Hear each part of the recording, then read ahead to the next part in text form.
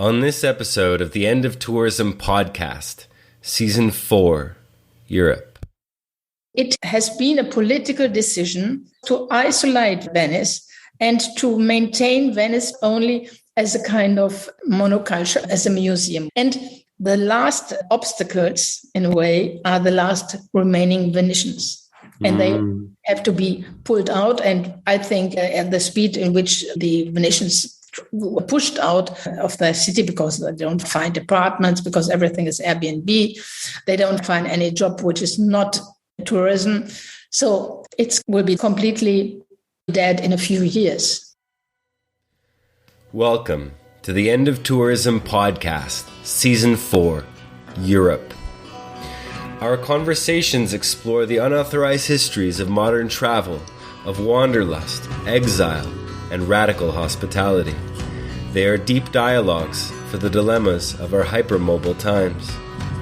Season 4 is an introduction into what's happening in Southern Europe and beyond in terms of the over-tourism and border crises there, the social movements that have arisen to contend with them, and what it means to proceed as honorable hosts and guests in our time.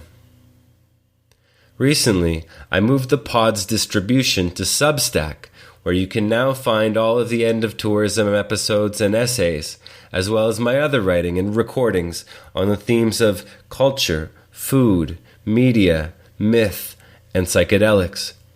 All of this is available without a paywall at chrischristou.substack.com.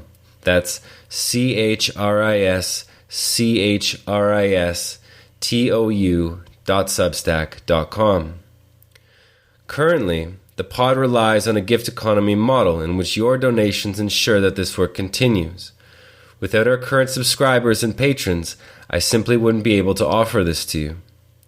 Thank you to each of you who offer your gift to this project. There are some simple ways to support the pod. You can sign up to my Substack, as mentioned, and receive monthly updates on new episodes and essays. I've set up a pay-what-you-can system, which allows you to support the pod on a monthly, yearly, or one-time basis, or you can sign up for free. Next, stumbling across the podcast is often made possible and difficult by those ratings-based algorithms we all love so much, typically yoked to listener reviews. So, that said, please take a moment, it doesn't take longer than that, to rate or review the pod on whatever podcast platform you're listening to, whether it be Spotify, Apple, or Google Podcasts. It's really, really deeply appreciated. And finally, if there are other creative ways you'd like to assist, whether through post-production, marketing, diffusion, or any other manner, please feel free to get in touch. My guest in this episode is Petra Reski, a German writer and journalist who has lived in Venice since 1991. As a result of her numerous publications on the Mafia in Italy, she was subjected to lawsuits and threats, which is why she received police protection. She has received numerous awards, including the prestigious Ricarda Huch Prize in 2021, which is awarded every 3 years to personalities whose work is characterized by independent thinking and courageous action, and who are fully committed to the ideals of humanity and international understanding. Petra has not only written novels, nonfiction books, and numerous articles about her hometown of Venice, but also made a film in 1998 with the prophetic title, The Last Venetians. Her most recent book is about the sellout of Venice and has been published in Germany, Italy, and France. She's a member of PEN, and since 2018 has been driving a small fishing boat, with which she can also park in reverse. Welcome to the End of Tourism podcast, Petra. Could you tell us a little bit about where you're speaking from today and what the world looks like for you where you are? Well, actually, I'm speaking from the center of Venice, just kind of not even 300 meters to the square, St. Mark's Square. So in the middle of everything what happens here, because 90% of the tourists who come to Venice go to St. Mark's Square and to the Rialto Bridge, and that's all. So I'm in the middle of what people consider, unfortunately, interesting for just a day trip, for example. In the belly of the beast, we might Yes. say in English. Yes. Yeah, I mean, not to denigrate, right? I'm sure that despite the hordes, the masses, that there's beauty to be found there still. Yeah, it is. It is, of course. But let's say for us, it's a little bit, how do you say? Because what we just experienced yesterday was the 1st of May, so it's a holiday. So we had a long period of holidays. The 25th of April is a national holiday. So we have been overcrowded by people. And the problem is, even if you live upon tourism, like pizzeria, whatever, you can't even organize because you can't expect today it will be the mass and tomorrow there's nothing because it's changing, even depends on the weather. Sometimes it's raining, people don't come that much, or in this case it was almost cloudy, not really nice weather for a trip to Venice, but it was overcrowded for one day, and the next day there's nothing. So let's say you're organizing a pizzeria and you can't even buy things, so everything is just in the freeze out, it's nothing fresh. So even for this simple motives, it's a problem here. You can't even calculate like you do it in a normal town where people come, you have kind of periods how to organize your work. No? Yeah, certainly. I feel that in the sense of, there's certain times of year in Oaxaca as well, where many of the locals here, they either stay in their homes or they leave the city for an extended time. And this is just part and parcel of what it's like to live in a tourist city. And so in that regard, Petra, I wanted to ask you, you're an award-winning journalist, an author of many books, articles, and novels. I'm curious what drew you to Venice in the first place. Well, actually, for me, for example, I didn't know anything about Venice. When I moved to Venice, I moved to Venice just for a romantic reason because I knew a Venetian. So that's the only reason I moved to Venice. For me, it would have seemed like I've lived in Berlin, I lived in Paris, and Venice was not the place I wanted to be, actually. So it was just a choice because I have been driven by this Venetian who he, like all the Venetians, if he looks outside of the window and he can't see water, so he feels bad. So that's the reason why. And he's very Venetian and he's very attached to his city and to the culture. So for him, it would be impossible to live anywhere else. While for me, it was easier. So many people, I know so many who come to Venice and they even buy a house or apartment or whatever, because it's so romantic to live in Venice. That wasn't the case for me. My romantic reasons were different, like the man I met here a long time ago. So, well, I lived here in Venice and I tried to do a kind of normal life, like because I'm a journalist, so I'm not writing always about Venice. I'm traveling around in Italy, and my special subject, for example, is Mafia. So I'm not connected to tourism. I don't live upon tourism, but I just feel the consequences of tourism. And as a journalist, for me, it was like the experience to see, because I arrived here actually in 1989. And even at the time, one of the first journalistic things I did was, for example, for the radio transmission about the so-called Last Venetians. And we are talking about 30,000 Venetians, more than today. We were more than 80,000 at the time, 85,000, if I remember. So because we lose every year 1,000 inhabitants. And that was, for me, quite curious. I wanted to understand the reasons why it is like this. And for Venice, what is almost not known at all outside of Venice, I'm not talking even about in Europe or somewhere else, but even outside, a few kilometers outside of Venice, they don't know that Venice is, by a political choice at the time of fascism, there was a group of industrials who had this good idea to say, well, Venice, it's nice, and we keep it like a museum. And we put all industry, everything which is not really nice, attracting, we put it on the mainland. So the petrochemical industry, for example, the oil at the time, it started really only in the 50s and 60s. So they settled the whole industry on the mainland. And at one certain point, it was very important for the development of Venice was in 66, when there was the first really disaster of high water in Venice.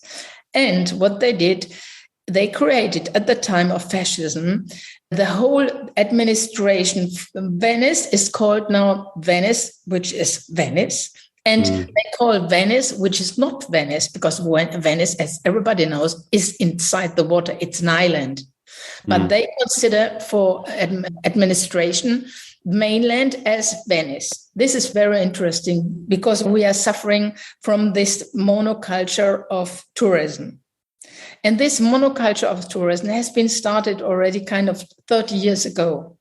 Really, it was really the aim, the drive at a monoculture of tourism, not to do anything else, no industry, not even small industry in Venice, not more classical things like construction of boats or anything else, just only monoculture of tourism. And the reason why, because, for example, if you consider the island of Murano, the Murano glass factories, there was a certain moment, the Murano glass factories, actually, they have a kind of problem because they live on Murano. So everything that has to be brought to the island is much more expensive than if you produce on the mainland, of course. So the European community supports regions who are, for geographical reasons, disadvantaged, like Murano, obviously. So they had kind of subvention, and they felt fine with this. But at a certain time, of course, the European community said, well, actually, you're not an island, you're mainland. And in this case, the mayor should have said, well, actually, it's a problem because we are both. And so if you are both, you can't have these subventions. You can't have this money from the European country. And this was the reason why today, for example, Murano is dead. The Murano glass industry is completely dead. Yeah, they don't have any more. They even had to pay back the European community all the money they had. And so it has been a political decision just to isolate Venice and to maintain Venice just only as a kind of monoculture, as a museum and the last obstacles, in a way, are the last remaining Venetians.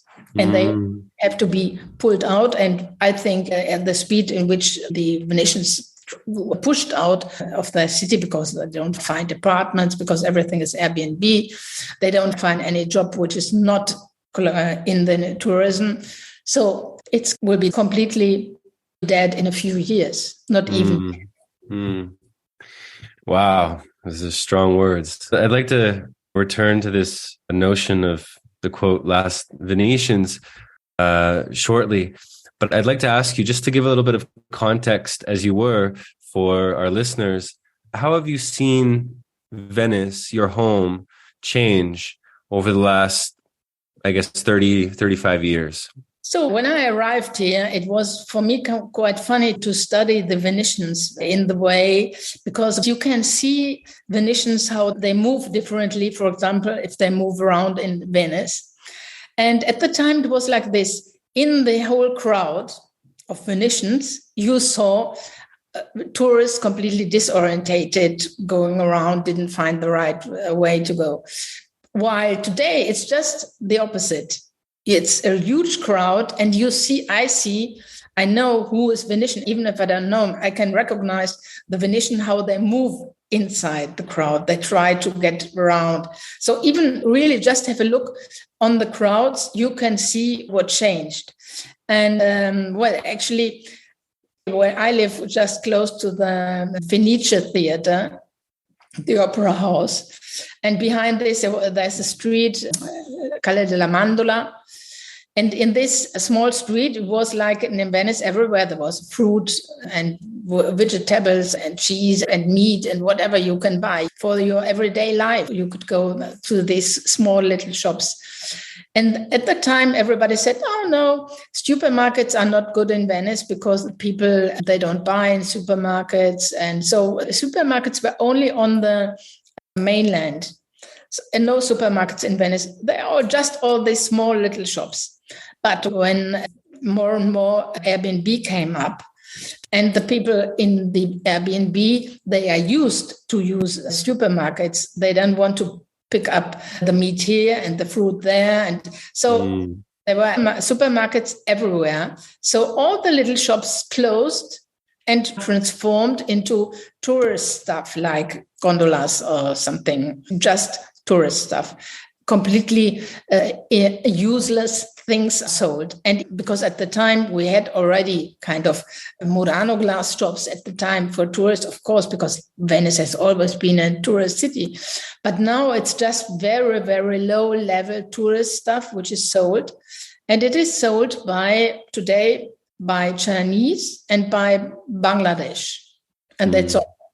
So this little street, and one of these so many is here in Venice, is completely dead. Dead in the sense it's just tourist stuff, and even very cheap tourist stuff.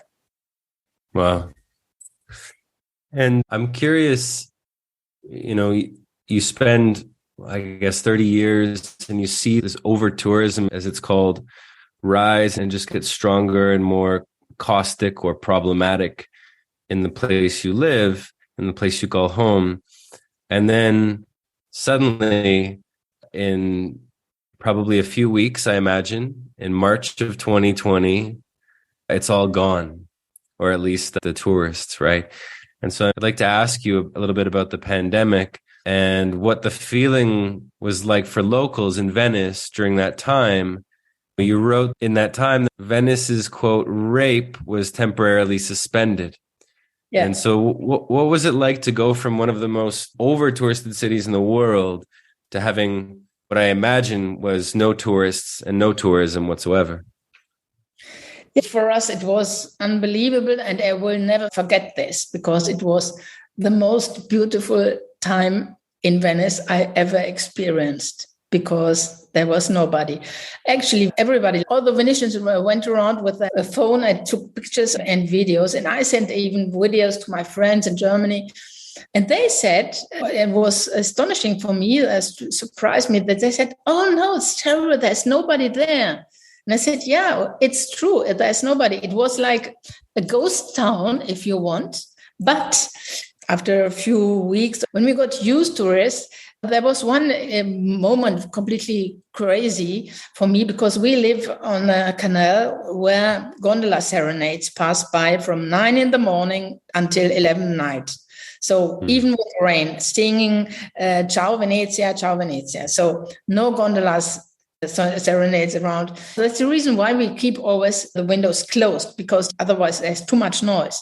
So at the time, we had the windows open. In this 30 years, the first time I took place on this small balcony, and I sat there in the sun and I had a glass of wine, the first time in 30 years. And at a certain point, I heard on the other part of the canal, and a window opened, and there was the guy crying, oh, Gianni, what do you do here, to the other side of the canal? And the other said, well, I live here. And the other said, since when? Since 20 years. Because everybody has always closed these windows. We can't open it. No? So for me, the experience was to hear in this, when I went around in Venice in this moment, when I heard people in the apartment talking, and I was kind of, oh, these are real Venetians living here. And it was, for us, we tried to get back in a way our city, So, and we went around, for example, with a boat, and we entered in small canals where we never go because you can't even try to get in them. And so we tried to get in possession once again of our own city. And obviously we had, like I think so many people in the whole world, we had the hope that there would be a change or even a rethinking. But already after some time, we had to admit that there won't be a change. Actually, today it's like revenge travel. Now everybody wants to travel, and they always wanted just to go back to the life they had before. So didn't change anything, unfortunately. Well, I mean, at least it entered into the minds of the people, the locals anyways, that things could be different. This notion of revenge travel or revenge tourism, which you don't hear so much about anymore after, I guess, a year or two of global tourism having returned. And well, revenge against what? Right? And people say like, oh, well, the pandemic. And I'm like, you can't really take revenge against the virus. And okay, well, then the lockdown. Well, you can't really, I mean, if you're leaving a place, you're not really taking revenge against your own government.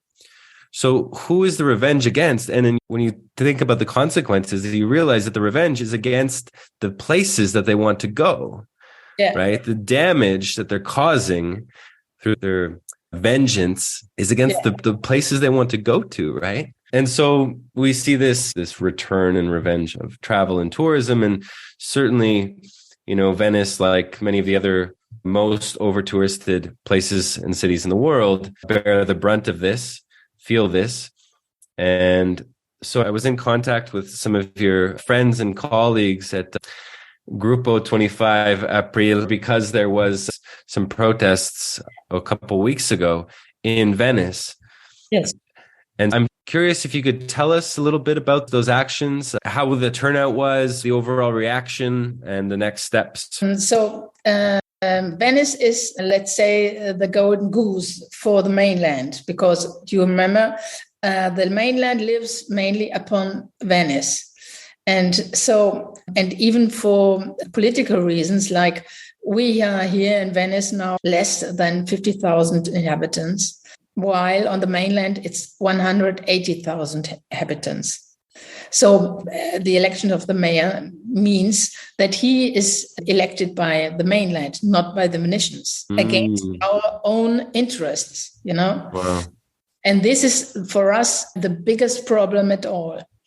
So once one of the activities even of Gruppo 25 Aprile and even other associations of Venetians was in 19, we had the fifth referendum to be autonomo, a separation from the mainland, because just we want to decide, we want to elect our mayor who defends our interests and not the interests of people who are not living here but living on Venice. And actually, it was a huge success, but it hasn't been recognized. It has been declared invalid. Okay. So the referendum passed then? Yeah.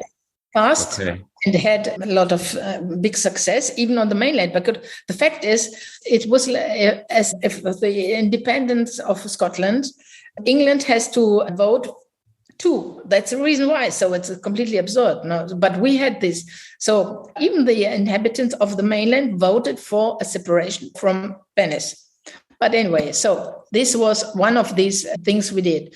But the last manifestation, the reason why there was this demonstration on the Campus Sant'Angelo was because it's 50 years now that Venice should be financed by a special law. Because at the time in 1966, there was this completely destruction of the high water in Venice. So then after the politics in Italy, they decided we have to do something to maintain Venice. And so they decided a special law, legge speciale, to maintain Venice. We are, in a way, we are kidnapped by the mainland. So what do they do with the money? The money they use it for the mainland.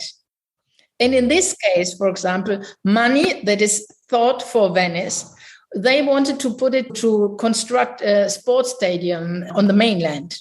So this is for voters, obviously. So this was the reason why we were manifesting that you can't go on with this to spend the money, which is thought for Venice for other things, like even the flood the money that comes to maintain Venice goes directly to maintain this huge thing against the high water. And this is too long to discuss, but are not really only positive for Venice, actually, because we need the flood and so on. But it's very, very delicate. And so the money doesn't finish here in Venice, and it's invested everywhere else in this huge Mose project and on the mainland. That's our problem here. It sounds, as you said, extremely complex and convoluted, at least as far as the money is concerned. I'm curious, in those days of organizing and action, I imagine these were public events. And given that I've never been to Venice, I have this image in my mind of, on any given day, kind of 80% tourists, 20% locals.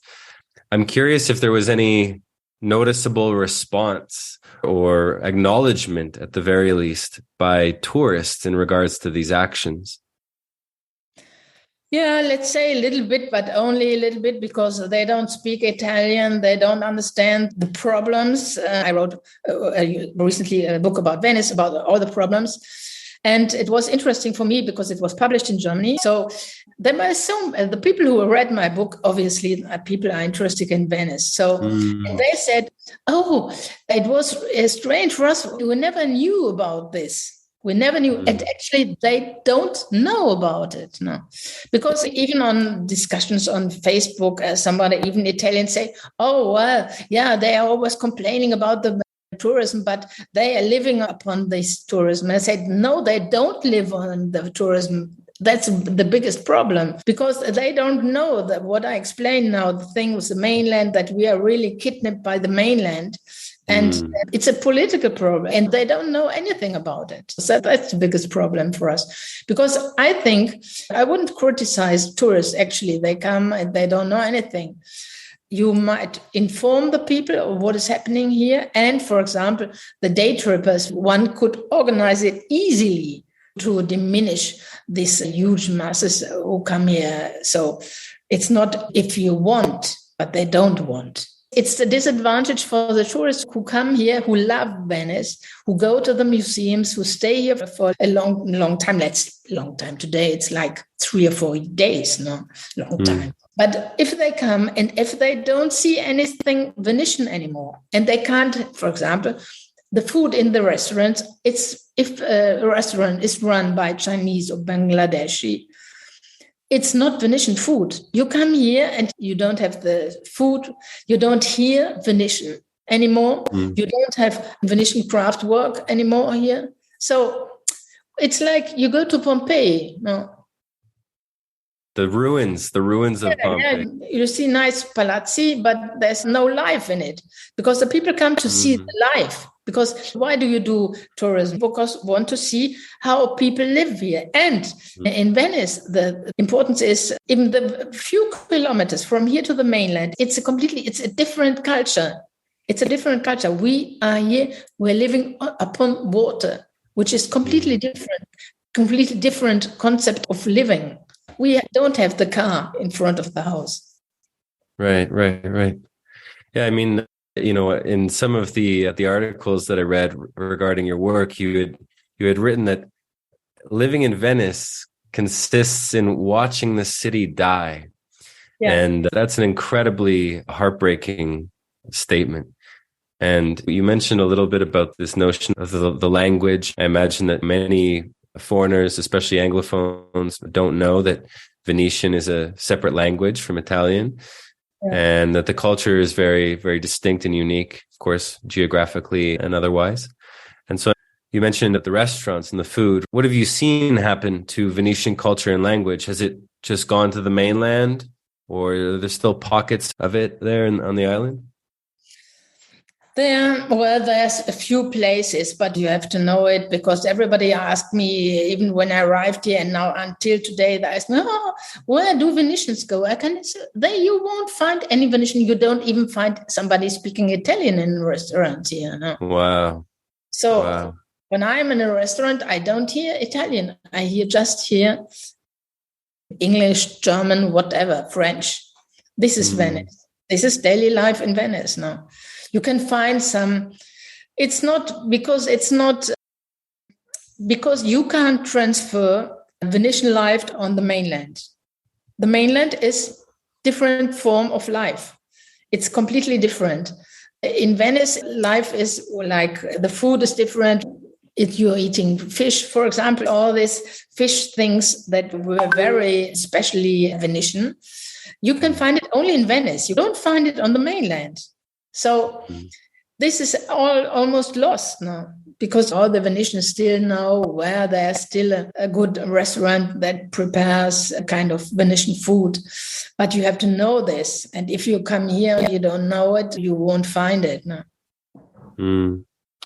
I imagine that perhaps there are still some native Venetian grandparents and great-grandparents on the island still living there. And I'm curious, if that's the case, what they might think of the issue. Yeah, they see this, and for them it's heartbreaking, because they see that their city, kidnapped by the mainland, is sold out, and their culture is destroyed. There's nothing left, nothing. So, and we are kind of minority, 50,000, and not even there, let's say, who are really living here, it's about 30,000. While on the mainland, 180,000. We do what we can now. But the mayor, for example, he thinks in voters. What does it mean? Doesn't mean anything for him. So he doesn't care at all. He doesn't care at all. They just want to have the office in Canal Grande. And for example, the mayor of Venice, he doesn't live in Venice. He never lived in Venice. He doesn't even live on the mainland of Venice. He lives outside in Treviso. So he has nothing to do with Venice. He's never lived here. He doesn't know what it means. At the time, when we suffered from the flood in 19, it was a complete disaster. I've never seen this, because I experienced even high waters here, but this was, you can't even imagine, it was really like a horror show. Yeah? And if you know what this means for Venetians, that they had to pick up while the siren was yelling, and you have such a long time, you have to go to run to your shops or whatever, you have to protect it against the water, because the water was like until here. No? Up to the chest. Wow. The chest was completely crazy. And if you have experienced this, because we had even high waters before, and even terrible high waters, but not like this, but you have lived with this for years, it makes something with you, obviously, you know. But if you have always lived in Treviso or Mogliano or whatever, what do you think? You don't care. You don't care at all. Wow. I would like to tell you something more positive. I mean, you know, it's important. It's key that we have the capacity to hear these stories, right? That I think so often go unheard.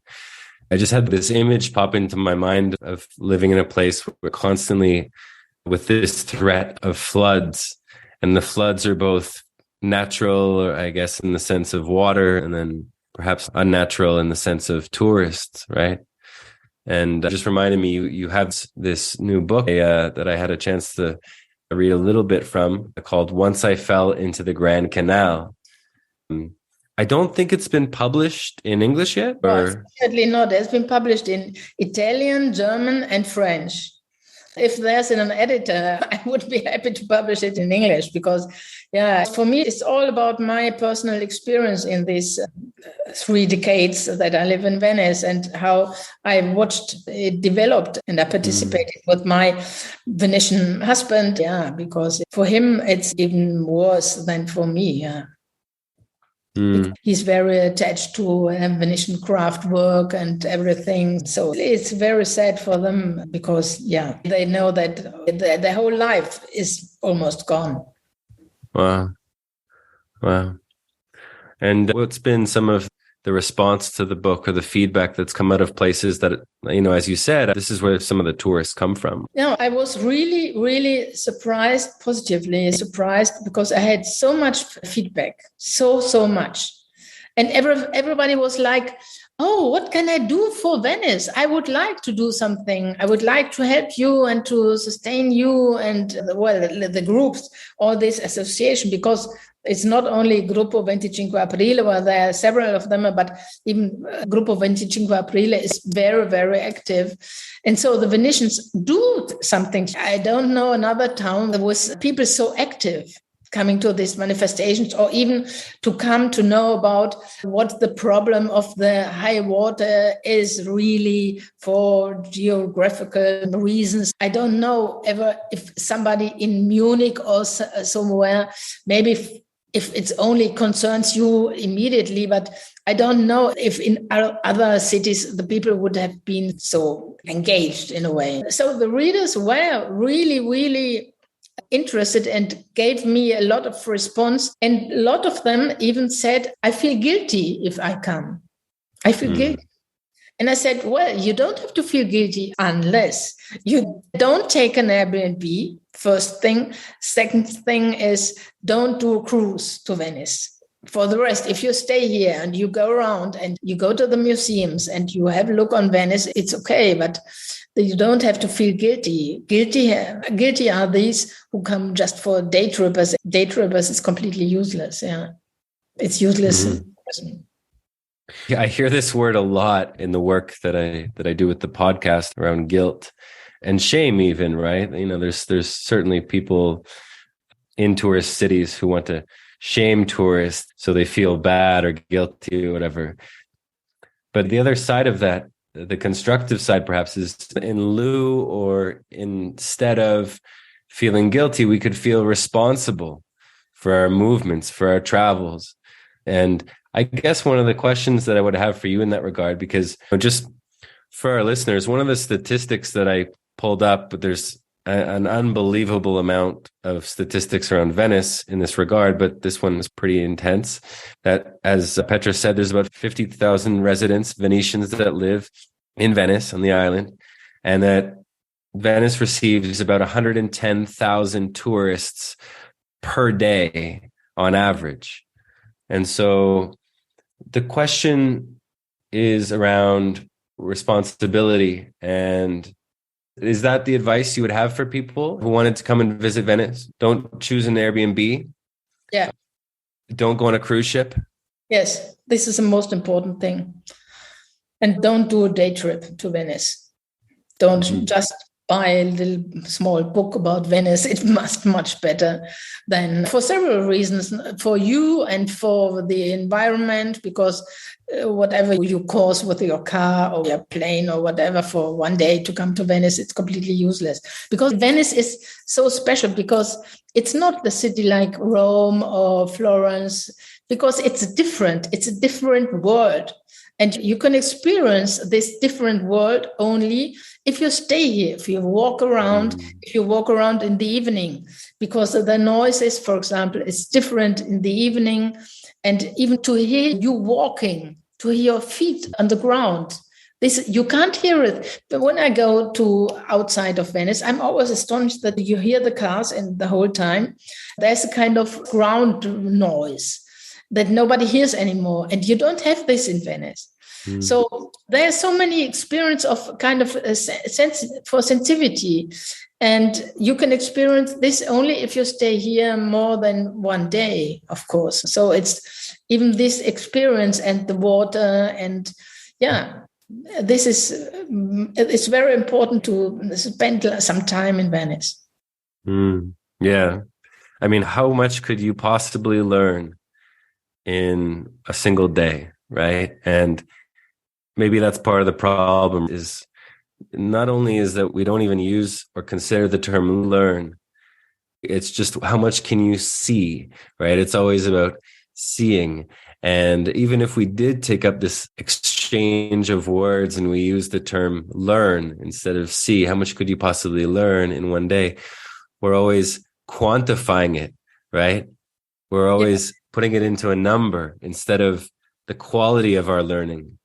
And I guess that last question brings me to this next one. We can offer advice and suggestions to tourists. Of course, it's very, very important and very much needed. But part of the goal of this podcast is to create solidarity across disparate movements, across disparate places, across disparate cultures. And so over the course of your 30 plus years in Venice, seeing these very different social movements all working towards the regeneration of the same place and culture, what advice would you have for other social movements in other parts of the world, maybe suddenly or maybe for a long time, having a storm of tourism or over tourism in their place? What advice would you have for people who want to try to make things better in their place? Well, actually, we in Venice and even somebody else, they try to connect with other movements all the time because to just create a net of, because we are suffering, for example, Dubrovnik, which is in Croatia, has similar problems than Venice. And we try to learn, one tries to learn from the other, like Barcelona, for example, has the same problem of the cruise ships. And so we try to learn from each other. And mainly we are connected. The different groups in Venice are connected with other groups, and even the ones in No Grandi Navi who are fighting to quit because we have still the cruise ships here in Venice, because this was a kind of big fake news that went around the whole world that there won't be any cruise ships anymore. We have still today the same number of cruise ships in several points, but for the lagoon, it's the same. So we had a lot of contacts, and No Grandi Navi, they do it with all the associations in the world. Like in America, it's like Key West. It's some completely similar to Venice. Yeah. Fascinating. We'll have to organize a conference in Mexico, maybe, and invite you all over. Yes. Before we finish, Petra, I just want to thank you deeply for your time, for your willingness to speak with me today, to speak on behalf of our listeners and on behalf of Venice, and also to speak in a language that I imagine is not your mother tongue. It's very, very much appreciated, and that's something that I think a lot of people forget a lot of the time. And so I'd like to again ask, how might our listeners find out more about your work and the social movements you're involved in there in Venice? Thank you very much.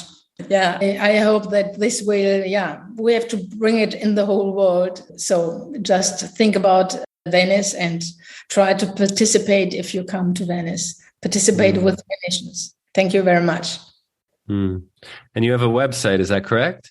Yes, I have a website. It's www.petrareski.com. Petra Reski. If you just Google German journalist in Venice, you will find it immediately.